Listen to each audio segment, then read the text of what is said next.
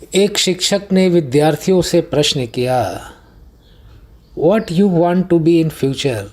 तुम भविष्य में क्या बनना चाहते हो? किसी विद्यार्थी ने कहा, मैं डॉक्टर बनना चाहता हूँ।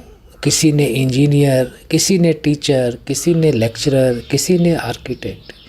एक विद्यार्थी खड़ा हुआ और बोला, ma'am, I want to be a happy student. मैं एक खुश रहने वाला विद्यार्थी बनना चाहता हूँ। शिक्षक ने कहा, बेटा, तुम मेरा प्रश्न समझ नहीं पाए। विद्यार्थी ने कहा, मैम, मैं अपने उत्तर को एक्सप्लेन करना चाहता हूँ। और उसने आगे बताया, मैम, पहले मैं एक खुश रहने वाला विद्यार्थी बनना चाहता हूँ। खुश रहने से मेरी ऊर्जा बढ़ जाएगी और बढ़ी हुई ऊर्जा से मैं ज़्यादा पढ़ाई कर पाऊँगा और ज़्यादा पढ़ाई करने से मुझे ज़्यादा अंक आएंगे और ज़्यादा अंक आने से मेरा भविष्य बेहतर हो जाएगा। शिक्षक ने उस विद्यार्थी की प्रशंसा की और बच्चों को कहा, बच्चों, यह विद्यार्थी ठीक कह रहा है। हम सबों को सबसे पहले खुश रहने की आदत डालनी चाहिए। विद्यार्थियों ने पूछा, मैडम, हम खुश कैसे रह सकते हैं? मैडम ने बताया, बच्चों, खुश रहना हमारा स्वभाव है। आप देखो, बचपन में हम कितने खुश रहते थे, पर धीरे धीरे हम बड़े होते गए और बड़े होने के बाद हमने नकारात्मक चिंतन शुरू कर दिया। कभी हम मन में डर के विचार पैदा किए, कभी मन में असंतोष के विचार पैदा किए, कभी हमने हार के विचार पैदा किए, कभी हमने असफलता के विचार पैदा किए। और ये सारी नकारात्मक कल्पनाओं के कारण हमारे अंदर की खुशी कम हो गई, या यूँ कहे कई बार समाप्त हो गई। इसलिए हमारे अंदर सकारात्मक चिंतन पहले से विद्यमान रहते हैं।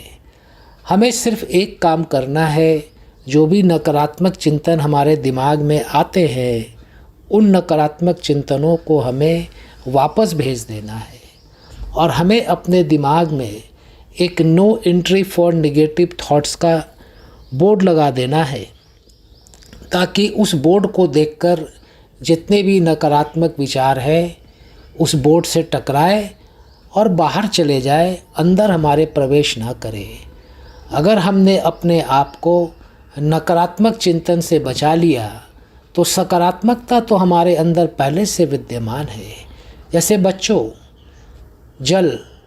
जल पहले से साफ़ होता है, उसे साफ़ करने की ज़रूरत नहीं पड़ती है।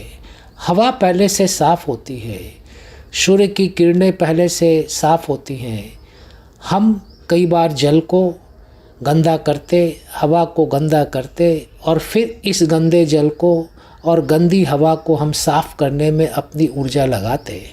उसी प्रकार हमारा मन पहले से स्वच्छ है, सकारात्मक चिंतन से भरा है।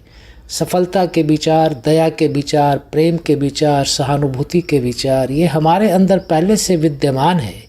हम नकारात्मक चिंतन के द्वारा इस सकारात्मक चिंतन को नष्ट करते हैं और जैसे ही हमारे मन में सकारात्मक चिंतन नष्ट होते हैं, हमारा मन दुखी होने लगता है, हम भय से भर जाते हैं, हमारी ऊर्जा कम हो जाती है और कम ऊर्जा से हम आगे नहीं बढ़ पाते हैं। इसलिए मैं इस विद्यार्थी की बात से सहमत हूँ कि प्रत्येक विद्यार्थी को पहले एक खुश रहने वाला विद्यार्थी बनना चाहिए और उसके बाद अपने भविष्य के ऊपर काम करना चाहिए। और जैसा कि हम लोगों ने अभी चर्चा की, खुश रहना आसान है, इसमें कोई पैसा नहीं लगता, कोई मेहनत नहीं लगती, कोई काम नहीं करना पड़ता। हमें सिर्फ़ और सिर्फ अपने आप को नकारात्मक चिंतन को ना बोलना पड़ता है, ताकि हमारी खुशी, अंदर की खुशी वो बरकरार रहे और हमारी ऊर्जा दिन प्रतिदिन बढ़ती जाए और हम इस बढ़ी हुई ऊर्जा से अपने जीवन को बेहतर बना सकें। शिक्षक ने पूछा, विद्यार्थी मित्रों, क्या आप खुश रहने के लिए तैयार हैं? सभी विद्यार्थियों ने कहा, हाँ मैडम, आज से हम एक खुश रहने वाले विद्यार्थी बनेंगे और अपने जीवन को आगे बढ़ाएंगे। बच्चों, जब ये विद्यार्थी खुश रह सकते तो क्या हम और आप खुश रहकर अपनी ऊर्जा को और नहीं बढ़ा सकते? धन्यवाद।